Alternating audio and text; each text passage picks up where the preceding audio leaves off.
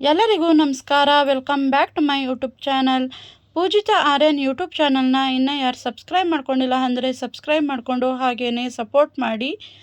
ಇವತ್ತಿನ ವಿಡಿಯೋದಲ್ಲಿ ನಾನು ಒಂದೊಳ್ಳೆ ಚಿಕನ್ ಫ್ರೈನ ಮಾಡ್ತಾ ಇದ್ದೀನಿ. ಈ ರೆಸಿಪಿ ನಿಮಗೂ ಇಷ್ಟ ಆದರೆ ಒಂದು ಲೈಕ್ ಮಾಡಿ, ಶೇರ್ ಮಾಡಿ, ಹಾಗೆಯೇ ಕಮೆಂಟ್ ಬಾಕ್ಸಲ್ಲಿ ಹೇಗಿದೆ ಅಂತ ತಿಳಿಸಿ. ಚಿಕನ್ ಫ್ರೈನ ಮಾಡೋಕ್ಕೆ ನಾನು ಇಲ್ಲಿ 1 kgಯಷ್ಟು ಚಿಕನ್ನ ತೊಗೊಂಡಿದ್ದೀನಿ.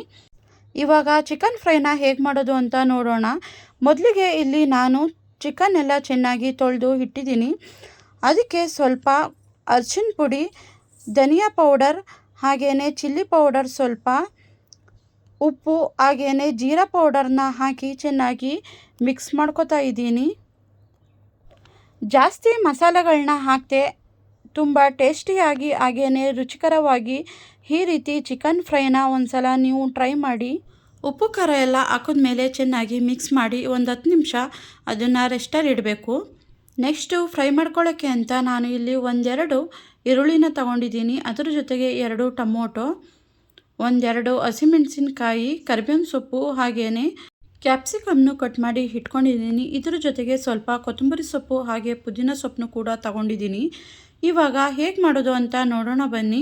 ಸ್ಟವ್ ಮೇಲೆ ಒಂದು ಬಾಣಲಿನ ಇಟ್ಕೊಂಡಿದ್ದೀನಿ. ಅದಕ್ಕೆ ಸ್ವಲ್ಪ ಎಣ್ಣೆನ ಹಾಕಿ, ಎಣ್ಣೆ ಕಾದ ಮೇಲೆ ಇದಕ್ಕೆ 1-2 ಏಲಕ್ಕಿ, ಲವಂಗ, ಚಕ್ಕೆನ ಹಾಕಿ ಫ್ರೈ ಮಾಡಬೇಕು. ಇದ್ರ ಜೊತೆಗೆ ಕಟ್ ಮಾಡಿ ಇಟ್ಕೊಂಡಿರುವ ಈರುಳ್ಳಿನ ಹಾಕಿ 1-2 ನಿಮಿಷ ಈರುಳ್ಳಿನ ಚೆನ್ನಾಗಿ ಫ್ರೈ ಮಾಡ್ಕೋಬೇಕು.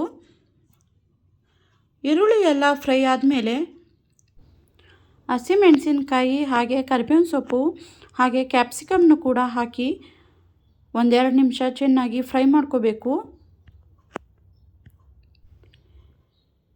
ದೋಸೆ, ಚಪಾತಿ ಹಾಗೆ ರೈಸ್ ಜೊತೆಗಂತೂ ಒಂದೊಳ್ಳೆ ಕಾಂಬಿನೇಷನ್ ಅಂತಲೇ ಹೇಳ್ಬೋದು.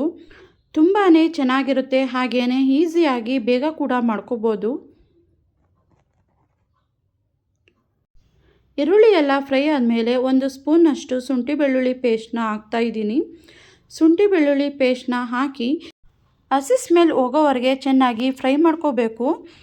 ನಂತರ ಫ್ರೈ ಮಾಡಿದ್ಮೇಲೆ ಅದಕ್ಕೆ ಕಟ್ ಮಾಡಿ ಇಟ್ಕೊಂಡಿರುವ ಟೊಮೊಟೊನೂ ಕೂಡ ಹಾಕಿ 1-2 ನಿಮಿಷ ಟೊಮೊಟೊ ಹಾಕಿದ್ಮೇಲೆ ಫ್ರೈ ಮಾಡಿ, ನಂತರ ಕಟ್ ಮಾಡಿ ಇಟ್ಕೊಂಡಿರುವ ಕೊತ್ತಂಬರಿ ಸೊಪ್ಪು ಹಾಗೆ ಪುದೀನ ಸೊಪ್ಪನ್ನು ಕೂಡ ಸೇರಿಸಿ 1-2 ನಿಮಿಷ ಅದನ್ನು ಕೂಡ ಚೆನ್ನಾಗಿ ಫ್ರೈ ಮಾಡ್ಕೊತಾ ಇದ್ದೀನಿ.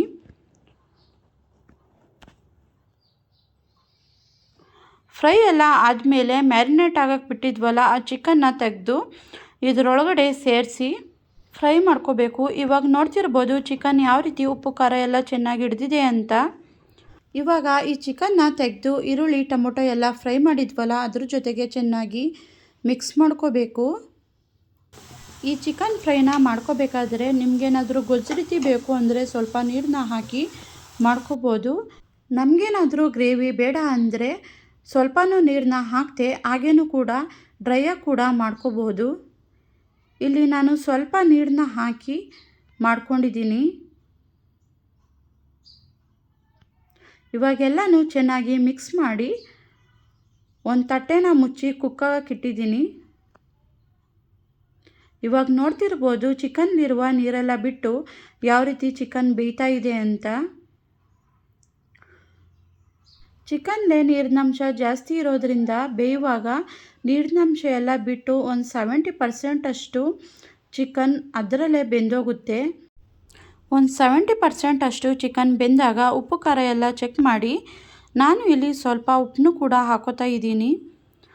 ಮೊದಲೇ ಸ್ವಲ್ಪ ಉಪ್ಪನ್ನ ಹಾಕಿರೋದ್ರಿಂದ ಉಪ್ಪು ಹಾಕೊಳ್ಳುವಾಗ ನೋಡಿ ಹಾಕೋಬೇಕು. ಅದರಿಂದ ನಾನು ಇಲ್ಲಿ ಸ್ವಲ್ಪ ಮಾತ್ರ ಉಪ್ಪನ್ನ ಹಾಕ್ತಾ ಇದ್ದೀನಿ. ಉಪ್ಪೆಲ್ಲ ಹಾಕಿದ್ಮೇಲೆ ಅದನ್ನು ಕೂಡ ಚೆನ್ನಾಗಿ ಮಿಕ್ಸ್ ಮಾಡ್ಕೋಬೇಕು. ನಾನು ಇಲ್ಲಿ 1 ಲೋಟದಷ್ಟು ನೀರನ್ನ ಹಾಕ್ಕೊಂಡಿದ್ದೀನಿ. ನೀರೆಲ್ಲ ಹಾಕಿ ಒಂದು ಸಲ ಮಿಕ್ಸ್ ಮಾಡಿ ಲಾಸ್ಟಲ್ಲಿ ಒಂದು ಅರ್ಧ ಹೋಳಿನಷ್ಟು ನಿಂಬೆಹಣ್ಣಿನ ರಸ ಮತ್ತು ಸ್ವಲ್ಪ ಕೊತ್ತಂಬರಿ ಸೊಪ್ಪನ್ನ ಲಾಸ್ಟಲ್ಲಿ ಮೇಲ್ಗಡೆ ಎಲ್ಲ ಉದುರಿಸಿ ಒಂದು ಸಲ ಮಿಕ್ಸ್ ಮಾಡಿಕೊಂಡ್ರೆ ಸಾಕು. ಸಖತ್ ಟೇಸ್ಟಿಯಾದ ಚಿಕನ್ ಫ್ರೈ ರೆಡಿಯಾಗುತ್ತೆ. ನೀವು ಕೂಡ ನೋಡ್ತಿರ್ಬೋದು ಯಾವ ರೀತಿ ಚಿಕನ್ ಫ್ರೈ ರೆಡಿಯಾಗಿದೆ ಅಂತ. ಈ ರೆಸಿಪಿನ ನೀವು ಒಂದು ಸಲ ಮನೇಲಿ ಟ್ರೈ ಮಾಡಿ ಹೇಗೆ ಬಂತು ಅಂತ ಕಮೆಂಟ್ ಬಾಕ್ಸಲ್ಲಿ ತಿಳಿಸಿ. ಐ ಹೋಪ್ ಈ ವಿಡಿಯೋ ನಿಮಗೂ ಇಷ್ಟ ಆಗುತ್ತೆ ಅಂದ್ಕೊಂಡಿದ್ದೀನಿ. ಈ ವಿಡಿಯೋ ನಿಮಗೆ ಇಷ್ಟ ಆದರೆ ಒಂದು ಲೈಕ್ ಮಾಡಿ, ಶೇರ್ ಮಾಡಿ, ಸಬ್ಸ್ಕ್ರೈಬ್ ಮಾಡಿ, ಹಾಗೆಯೇ ಸಪೋರ್ಟ್ ಮಾಡಿ. ಮುಂದೆ ಬರುವ ಹೆಚ್ಚು ವಿಡಿಯೋಗಳನ್ನು ನೋಡ್ತಾ ಇರಿ. Thank you for watching. Love you all.